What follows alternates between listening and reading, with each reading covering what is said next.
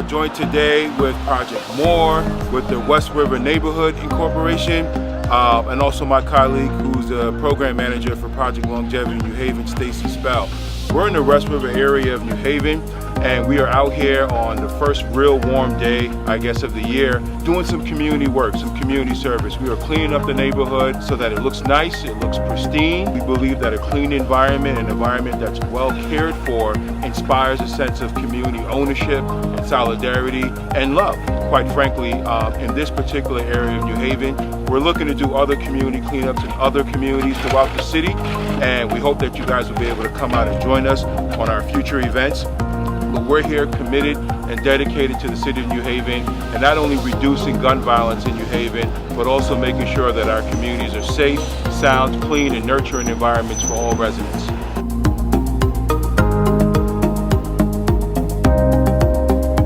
Through the years, just by occupying the space, putting beauty where nobody expects it, putting people out on the street that care, you can't sell a bundle when you got all these people out here doing work.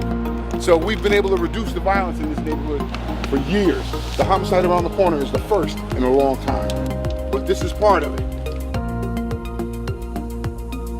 And I would like to say thanks to Project More for being available for us to do community service for the people in the community. We all came together and we make things happen when communities get together.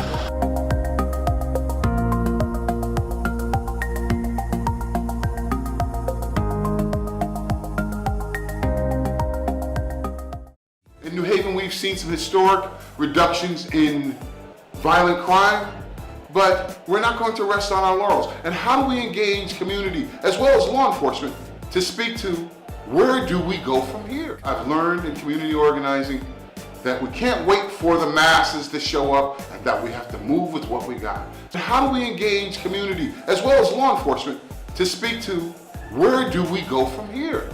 We know that we need to take greater steps in reducing violence, in reconciling police to community, as well as building those bridges of communication between the both.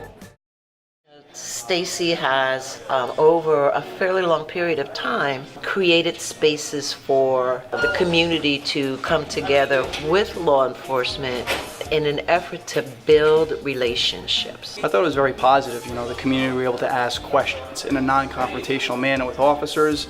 It helps to educate the public on some of the things that we do and see, and it gets them to understand where we're coming from, and in turn we understand where they're coming from with their concerns. I think this opportunity to come together and hear from each other has an opportunity to really build a better sense of community and better working relationships and change stereotypes and perceptions we might have.